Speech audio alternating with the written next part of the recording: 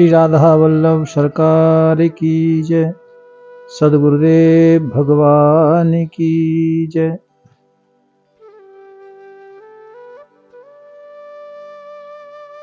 प्यारे प्रभु प्रेमियों, जीवन में हमारा एक ही लक्ष्य है और एक ही लक्ष्य होना ही चाहिए, वह है भगवत प्राप्ति, भगवान की प्राप्ति। हमारे सबसे नजदीक यदि कोई है तो भगवान है। इस प्रकार आंखों में डाला हुआ काजल आप आंखों से नहीं देख सकते, उसके लिए दर्पण की जरूरत पड़ती है, क्योंकि आंखों में जो काजल डाला है वो आंखों के बहुत समीप है, बहुत ज्यादा पास होने के कारण वो नजर नहीं आता। इसी प्रकार यदि संसार में हमारे सबसे नजदीक यदि कोई है तो वो है भगवान, जो हमारे पास हमारे हृदय में विराजमान है, लेकिन हमको नजर नहीं आ रहे। क्यों नहीं आ रहे? क्योंकि हमारे नजर के आगे पर्दा पड़ा है अहंकार का, वैभवता का, माया का। देखिए, भगवान श्री कृष्ण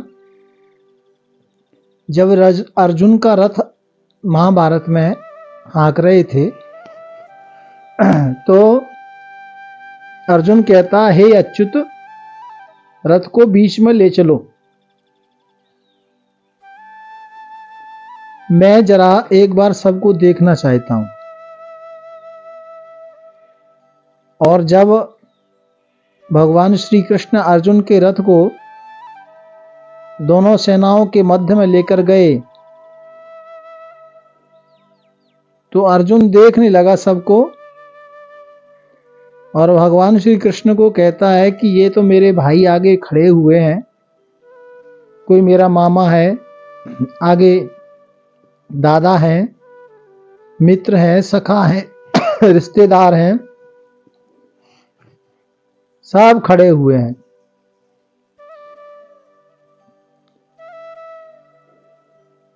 और अर्जुन कहता है, कन्हैया ये तो सब मेरे रिश्तेदार हैं, मैं इनसे युद्ध कैसे करूंगा। भगवान अर्जुन की इस बात को देखकर मुस्कुराने लगे, मानो भगवान कह रहे हो, हे अर्जुन, जो दूर है वो तुझे पास नजर लगते हैं, सबसे ज्यादा पास में तो तेरे मैं हूं। जैसे भगवान अर्जुन को कह रहे हो कि जो तेरे दूर है वो तुझे पास लग रहे हैं, और जो तेरे पास है वो दूर नजर लग रहा है, क्योंकि सबसे नजदीक तो भगवान है। हमारे हृदय में भगवान बैठे हुए हैं। तो अर्जुन की इस बात पर कन्हैया ने हंसा,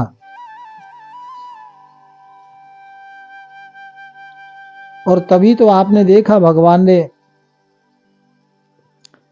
फिर गीता का सुंदर उपदेश अर्जुन को दिया, और भगवान ने गीता में केवल अर्जुन को यही बताया कि सबसे पास यदि तुम्हारे कोई है तो वो मैं हूं। इधर उधर मत देखो, कन्हैया कहते हैं कि मुझे देखो। भगवान श्री कृष्ण कहते हैं कि मुझसे ज्यादा समीप और तुम्हारे कौन हो सकता है। सबसे ज्यादा नजदीक यदि अपना कोई है, सगा संबंधी, मित्र, सखा, प्रेमी, तो वो भगवान है। इसलिए भक्ति के मार्ग में संत कहते हैं कि आंखें बंद करके दौड़ो। किसी ने कहा कि आंखें बंद करके दौड़ेंगे तो क्या होगा? आंखें बंद, निमील्य वा नेत्रे, नेत्र बंद करके दौड़ोगे तो गिर जाएंगे। इस बात को तो बुद्धि स्वीकार नहीं करती। प्यारे भाई बहनों, भक्ति के पथ पर आंख बंद करके दौड़ोगे तो गिरोगे नहीं। क्यों? क्योंकि भगवान ही आपका हाथ पकड़ लेंगे। या भक्ति पथ यानी भगवान ने जिसका हाथ पकड़ा हो वो भला कभी गिर सकता है? उसको कौन गिरा सकता है? मनुष्य मार्ग ही है, मनुष्य जीवन ही है जो भगवान को पा सकता है। चाहे वो स्त्री हो, पुरुष हो, छोटा बच्चा हो, इस मानव जीवन में ही हम भगवान को पा सकते हैं। बुद्धि का सदुपयोग करना है। जो ठाकुर जी ने हमें बुद्धि दी है उस बुद्धि का सदुपयोग करना है।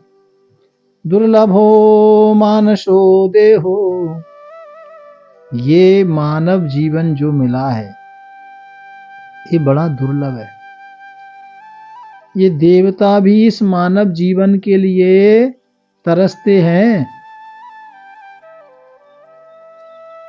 और हमें भगवान ने ये मानव जीवन दिया है क्योंकि मानव जीवन ही वो साधन है जिससे जीव भगवान के पास जा सकता है, यानी भगवान को प्राप्त कर सकता है, जिसे कहते हैं मोक्ष की प्राप्ति हो जाती है।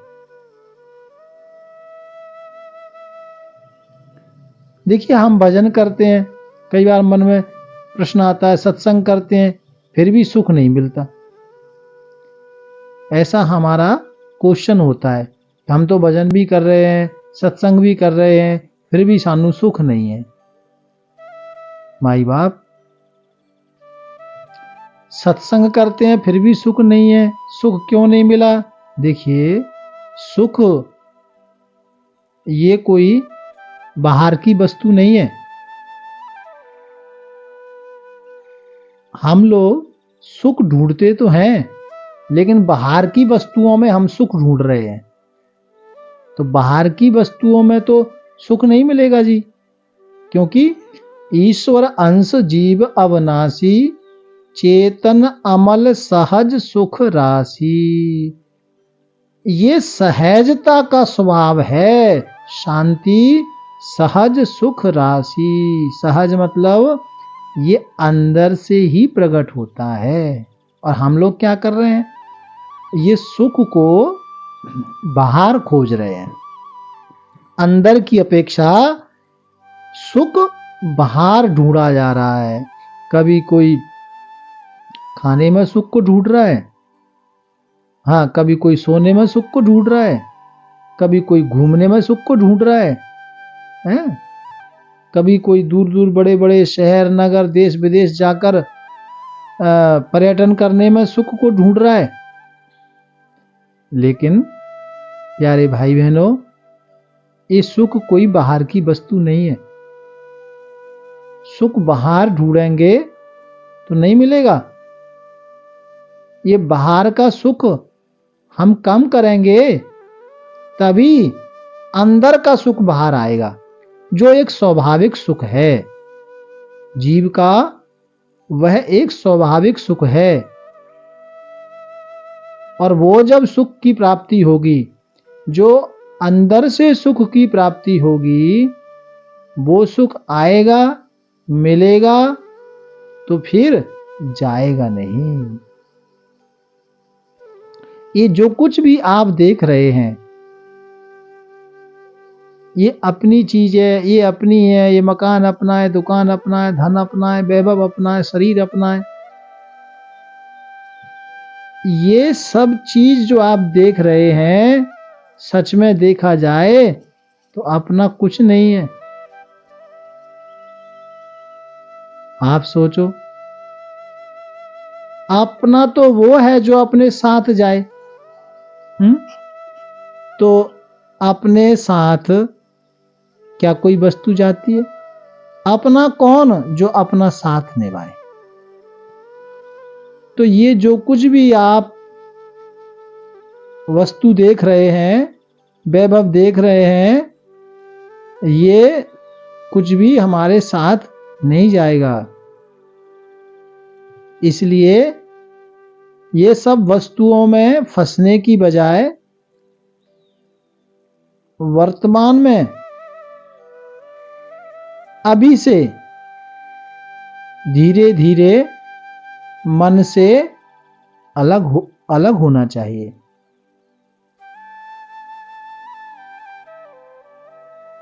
तभी हमारा मन विचार भगवान की ओर जाएगा। देखो, हर पल जीव की आयु घट रही है। हम लोग जन्मदिन मनाते हैं, खुशियां मनाते हैं।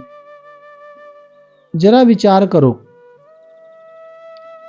कोई 5 वर्ष का बच्चा है तो कहते हैं जी जन्मदिन है, बर्थडे है इसका। अरे हकीकत में देखा जाए तो 5 वर्ष की खुशियां मनाने जैसा कोई कार्य नहीं है। आप ये समझो कि कोई 5 वर्ष का है, कोई 10 साल का है, कोई 20 साल का है, कोई 2 साल का है, इतने दिन हमारे मर गए। जितने वर्ष हमें जीवन जीने के लिए मिले, भगवान ने जो जीवन दिया है, वो जीवन में से ये 5 वर्ष मर चुकी। 50 साल का कोई किसी की उम्र हो गई तो उसमें बहुत ज्यादा खुश होने की जरूरत नहीं है। विचार करो कि जो जीवन भगवान ने हमको दिया उसमें से हम 50 साल का जीवन हम मर चुके, खो दिया, समाप्त कर दिया। वो 50-40 साल हमारे मौत से कम हो गए। यानी हमको भगवान ने जीवन दिया है 60 साल का, 70 साल का, 80 साल का, उसमें से 50 साल चले गए। कोई 30 का है, 30 वर्ष चले गए। 100 साल तो आजकल हर कोई जी नहीं पाता। इसलिए जितना जितना आगे जीवन बढ़ रहा है तो हम उतना ही मौत के नजदीक जा रहे हैं। ये मन में ध्यान रखना चाहिए। और जब तक भगवान ने सांस दी है, सांस मिली है, तब तक जी रहे हैं। बस ये विचार करो कि कोई 5 साल का हो गया तो समझो कि जो जीवन मिला है, जो जिंदगी मिली है, उसमें से 5 वर्ष कम हो गए। प्रत्येक वर्ष, प्रत्येक दिन ये याद रखने वाली बात है सज्जनों, प्रत्येक दिन हम मर रहे हैं, जिंदगी से दूर जा रहे हैं और मौत की नजदीक आ रहे हैं। कोई छोटा बच्चा काका 5 वर्ष का हो गया, वो बड़ा नहीं हुआ, वो कम हो गया। ऐसा ख्याल करो, विचार करो, तो जीवन में सार्थकता आएगी। जैसे एक घड़ी है, घड़ी में आपने सेल लगा दिया और घड़ी चल रही है, लेकिन सेल समाप्त हो गया तो घड़ी बंद हो जाएगी। तो घर की उस घड़ी में तो हम सेल बदल लेंगे, तो क्या जीवन की जो घड़ी चल रही है, जीवन की जो सांस चल रही है, इसमें सेल बदलना आता है? किसी को कितनी सांस मिली है, कब तक उस घड़ी को, सांस की घड़ी को चलना है, ये किसी को कुछ पता नहीं है। इस घड़ी में हम लोग दूसरा सेल नहीं डाल सकते। जब तक सांस है उतना चल रहे हैं।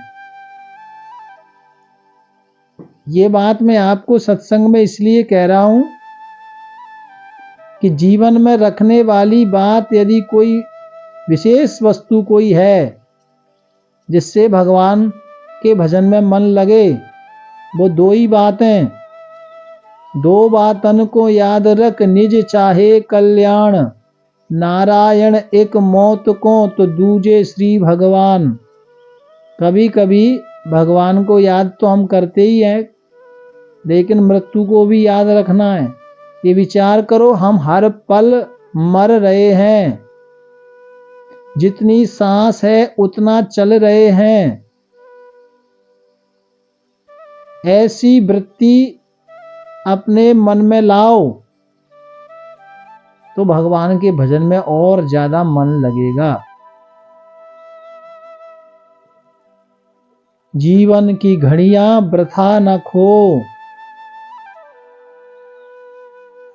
श्याम जपो प्यारे श्याम जपो।